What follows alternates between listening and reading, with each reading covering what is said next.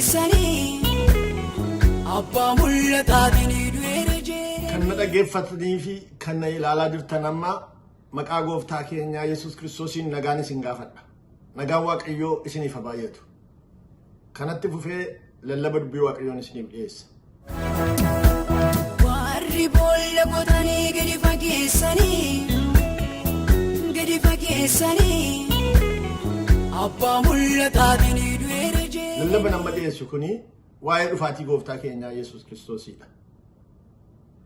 Waa'ee dhufaatii Gooftaa keenya Yesuus Kristoos macaafa qulqulluu keessatti iddoo baay'eetti caafamee argina. Kakuu moofaa keessatti raajoonni iddoo garagaraatti waa'ee dhufaatii Yesuus Kristoos dubbataniiru. Kakuu haaraa keessatti Gooftaan keenya Yesuus Kristoos irra deddeebi'ee ammoo deebi'ee akka dhufu dubbateera. Bartoonni isaa dhufaatii Yesuus Kristoos barreessaniiru, lallabaniiru. Yesuus akka dhufe kana akka amma dhufe ammoos deebi'ee isa fooniin dhufe malee deebi'ee akka deebi'ee dhufu iddoo garagaraatti nuti keessummaadhaa lafaafi garaan keenya ol yaadaa kanaafi yeroo muraasaaf jiraanna biyya qulqulloota kanatti aansee waa'ee dhufaatii isaatii sagalee Gooftaan keenya Yesuus Kristoos dubbateen dubbisa wangeela keessa. Wangeela Yohaannis boqonnaa 14 lakkoofsa 3 gubbaatti Gooftaan keenya Yesuus Kristoos akkas jedha. Yommuuni dhaqee iddoo isiniif qopheessus iddoodhumaan ani jiru isinis akka jiraattaniif deebi'ee dhufeetan gara ofii kootiitti isin fudhadha. Ameen. Akkas jedha Gooftaan kunoo bartoota isaatiin jedha. Deebi'ee dhufee jedha. Deebi'ee dhufuu Gooftaa Yesuus Kristoos. Deebi'een dhufa kan jedhe isa. Yommuun dhufu immoo gara ofii kootiittan isin fudhadha jedhe. Kanaaf deebi'ee dhufuun Yesuus Kristoos kiristaanotaa fi abdii guddaadha. Abdii galateeffamaadha. Ergamaan Phaawulos Tiitoodhaaf erge keessatti boqonnaa 2 lakkoofsa 3 gubbaatti abdii galateeffamaa jedha. Ulfina mul'achuu Waaqa keenya isa guddichaadha. Mul'achuu Gooftaa keenya Yesuus Kristoos, deebi'ee dhufuu Gooftaa keenya Yesuus Kristoos abdii galateeffamaadha. Maaliif Yesuus Kristoos deebi'ee dhufeen isin fudhadhee ana bira jiraattu jedhe. Warri kan isaa ta'an bartoonni isaa gara isaa dhaqu jechuudha. Deebi'ee fudhata jechuudha Yesuus Kristoos. Nan dhufe. Deebi'ee dhufuu isaa jalqaba Gooftaa takkee. Kana duwwaa mootuun ta'in gaafa Gooftaan keenya Yesuus Kristoos jiruu isaa lafarraa kana raawwatee gara Waaqaatti ol ba'utti jiru ergamoonni Waaqarraa akkas jedhanii dubbatan. Isammaa Yesuustu dubbate. Hojii ergamootaa boqonnaa 1 lakkoofsa 9 kaaseen waa'ee ol ba'uu Gooftaa Yesuus Kristoos irratti nan dubbisa.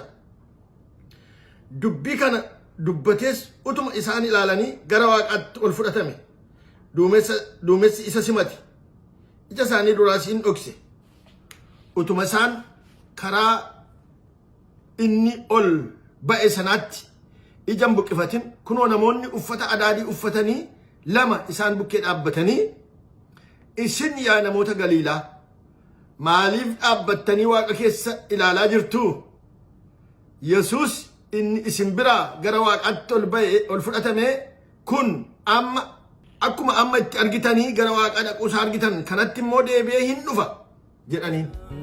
nuti keessummaadhaa lafaafi garaan keenya ol yaadaa kanaafi yeroo muraasaaf jiraanna biyya qulqulloota olii. Deebi'ee dhufeen isin fudhadha kan jedhe sila Gooftaa Yesuusidha.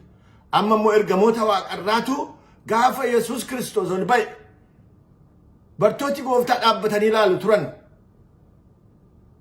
Gaara Ejersaa gubbaa achirraan ummunni ol ba'uu dhaabbatanii karaan ol ba'e ol ilaalu turan. Maal ilaalaa jirtu? Yesuusin nama akkasitti argita utuma isin argitanii ol ba'e kun akkuma kanatti immoo argamee deebi'ee dhufa jedhanti. Deebi'ee dhufa. Yesuus deebi'ee dhufa. Macaafatu jedha. Yesuus deebi'ee akka dhufu macaafni dubbata. Garuu attamitti dhufa? Attamitti dhufa? Mee kutaa tokkotti ilaalla isa kana immoo akkaataa inni itti dhufu. Gooftaan dubbateera isa kanas. Dubbisuuf jedheetani mul'ata Yohaannis boqonnaa 16 lakkoofsa 15 gubbaadha akka jedha. Sagaleen tokkos kunoo ani akka hattu dhuftutti nan dhufa. Namni dammaqu namni qullaasaa adeemee saalli isaa bakkeetti akka hin mul'anne uffata isaa eeggatu agammadu jedha. Irra deebi'een dubbisa sagalee kana. Sagaleen tokkos kunoo ani akka hattuun dhuftutti nan dhufa. Namni dammaqu namni qullaasaa adeemee saalli isaa bakkeetti akka hin baane mul'annetti uffata isaa eeggatu agammadu. Ameen. Akka hattuun dhuftutti dhufeedha. Sagaleen kun mul'ataan Yohaannisitti dubbatame kan dubbate Gooftaadha. Mul'ata sana keessa Yohaannisitti dubbata. Akka hattuun dhuftutti. Sagaleen kun isuma Gooftaa Yesuus duraan dubbateedha. Wangeela Maatewos boqonnaa 24 lakkoofsa 43 gubbaatti abbaan mana halkan keessaa yeroo hattuun itti dhuftu utuu beekee hin dammaqaa mana isaas hin qochisiisu ture. Kanas immoo yaadadha. Namni na dhaggeeffataa jirtu kiristaana kan taate ilaa dubbii kana yaadadha. Sagalee kana Gooftaa Yesuus dubbate. Abbaan manaa halkan keessaa yeroo hattuun itti dhuftu utuu beekee hin dammaqa mana isaas hin qochisiisu ture. Kanas immoo yaadadha. Yesuus akka tasaa dhufa jechuudha. Yeroo namni quban qabaatinitti, yeroo namni itti yaadinitti dhufa jechuudha.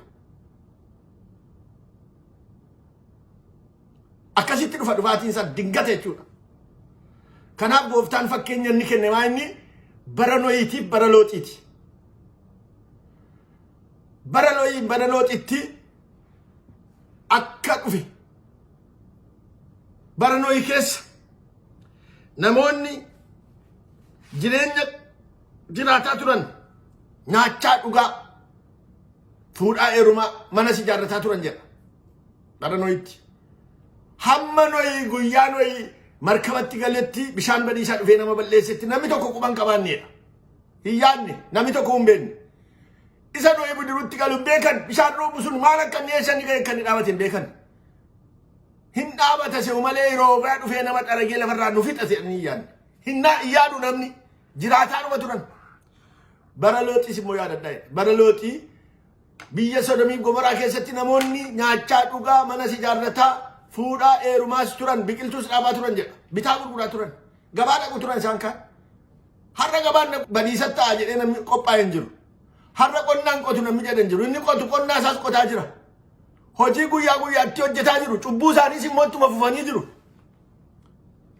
Mallattoo dhufaatii Yesuus Kristoos kan ta'u ta'aa jira, mul'ataa jira. Bara bishaan badiisaa namni noormaalii jireenyuma akkasii jiraatan iyyuu malee wanti tokko jira. Seeroma boqonnaa 6 keessatti agarru jireenyi namaa manca'ee ture jedha bara sana keessa. Jireenyi namaa manca'ee ture namni cubbuutti gadhiisii jireenya gadhiisitti jiraachuutti jireenyi namaa manca'ee ture. Mancaa jireenya mancaa jiraata ture namni gadhiisitti jiraachuudhaan kan ka'e lafarraa kan jiru hundinuu karaa isaa bal'eessee turedha.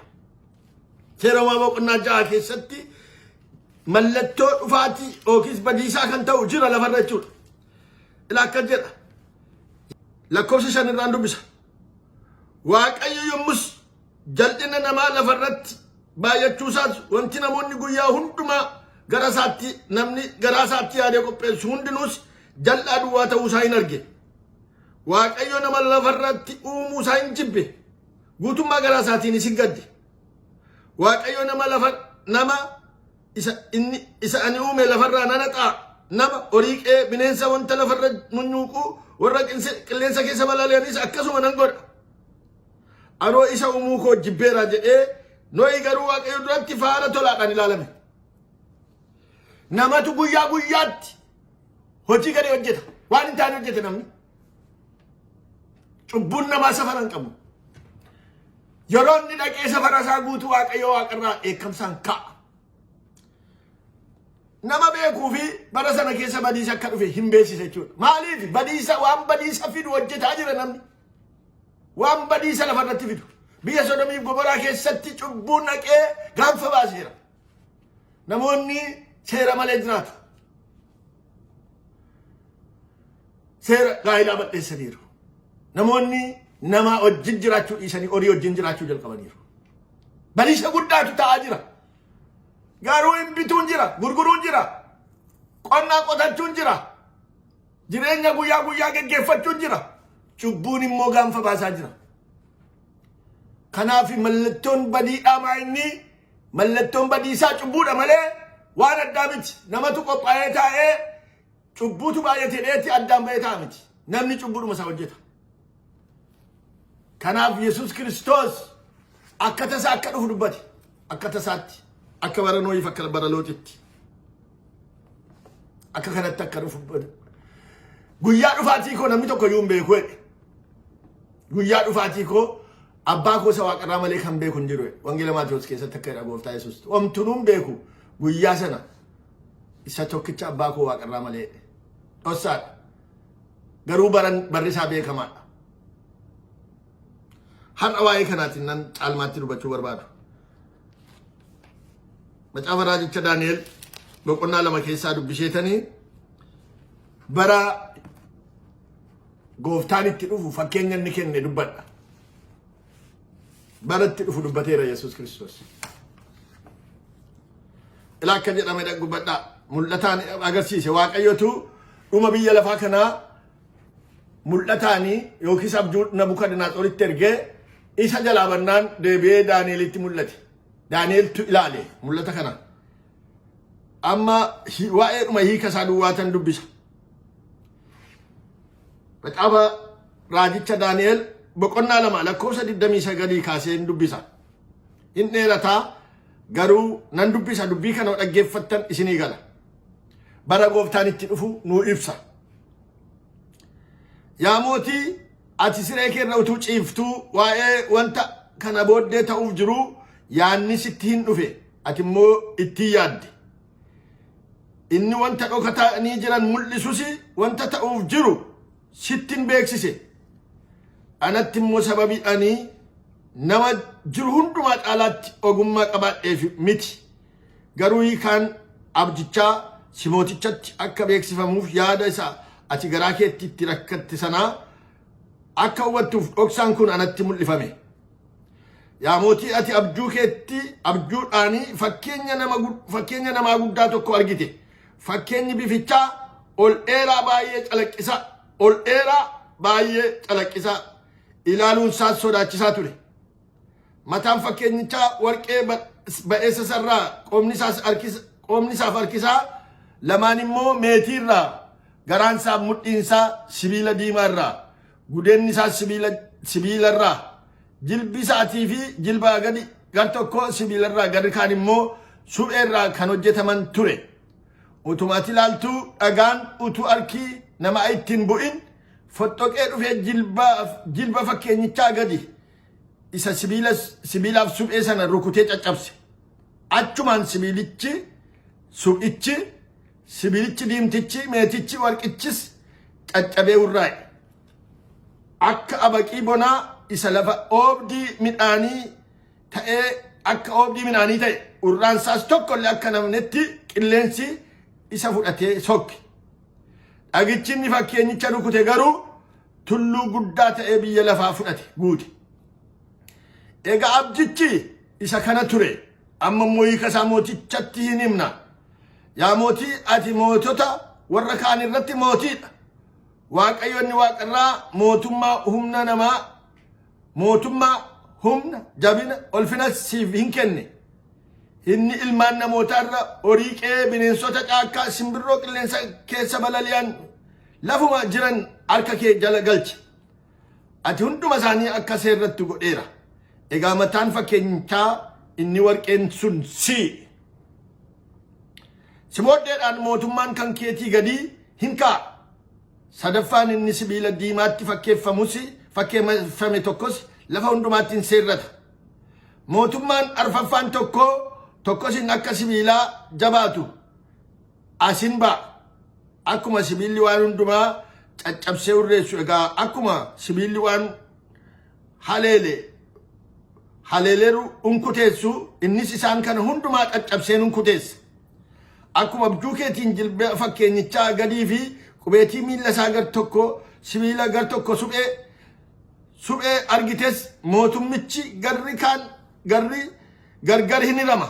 Haa ta'uyyuu malee sibiilichi suphee wajjin walitti makamuunsaa akkuma argite jabeenyi sibiilaa muraasa keessa jira akkuma qubeetiin miillensaa gar tokko sibiila gar tokko immoo suphee taa'e mootummichis gar tokko jabaa gar tokkoonsaas supheen ta'a sibiila dhoqqeetiin makamee akkuma argite akkasuma isaanis fuudhaaf heerumaa walitti makamu garuu akkuma sibiilli suphee wajjin walitti makamee waliin fudhanne isaanis walii wajjin hin hafan dhaggeeffadhaam bara mootota sanaatti waaqayyo inni waaqarraa mootummaa deebi'ee matumaan banne isa mo'ichisaas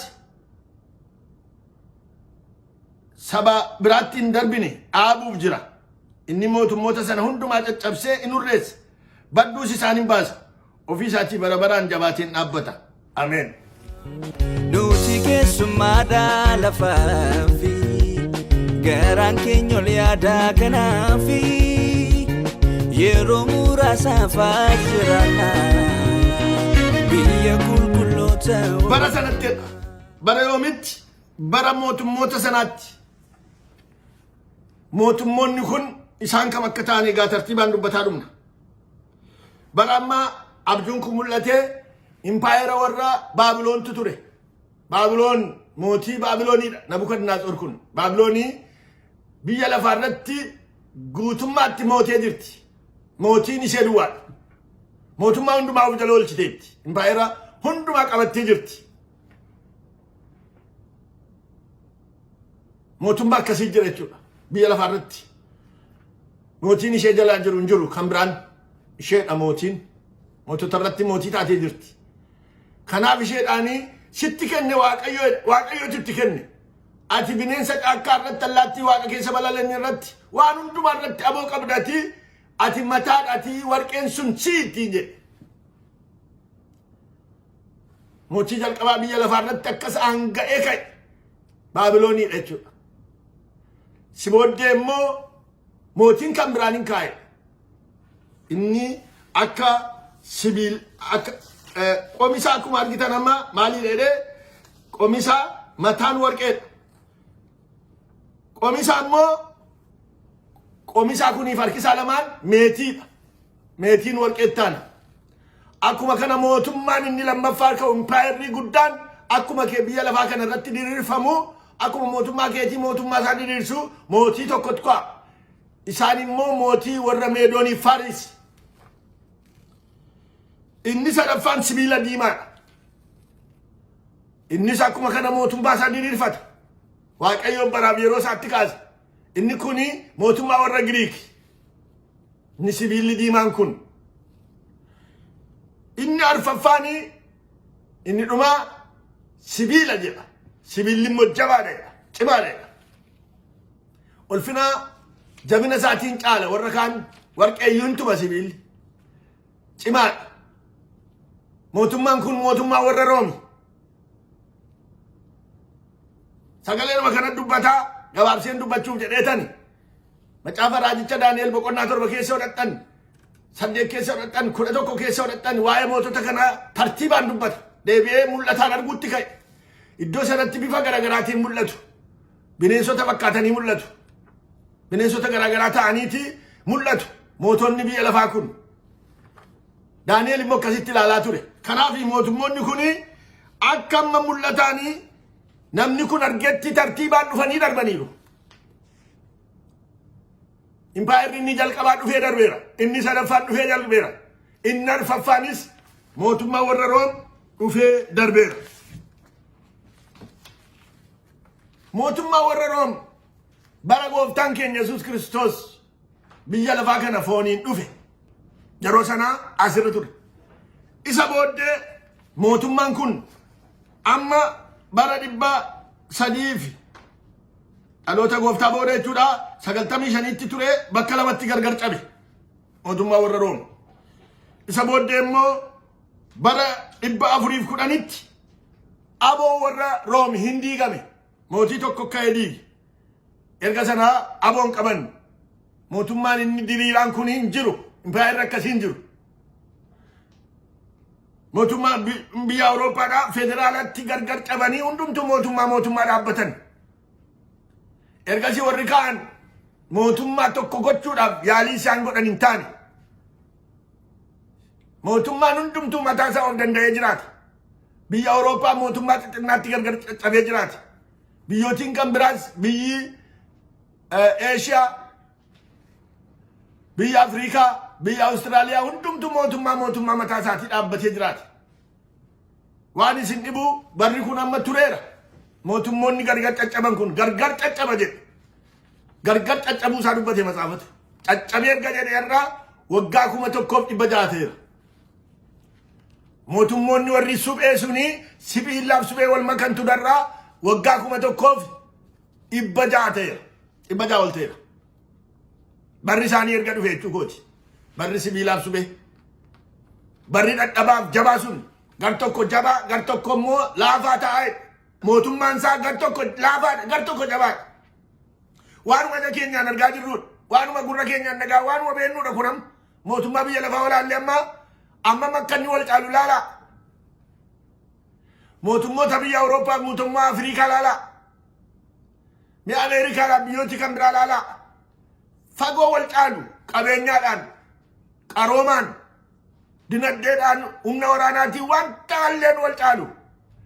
Garuu mootummaan kun amma fedhe yoo caalee biyya kan biraatiin amma mootummaan Ameerikaa dhaqee biyya kootii jedhee bushuu hin danda'u. Seera dhowwa. Seera addunyaa dhowwa. Xinnoo yoo amma humna seetiitti mootummaan xinnoo ishee mootummaa dhaabbatee biyyi tokko sabni tokko mootummaa mataa koon dhaabbadhaa.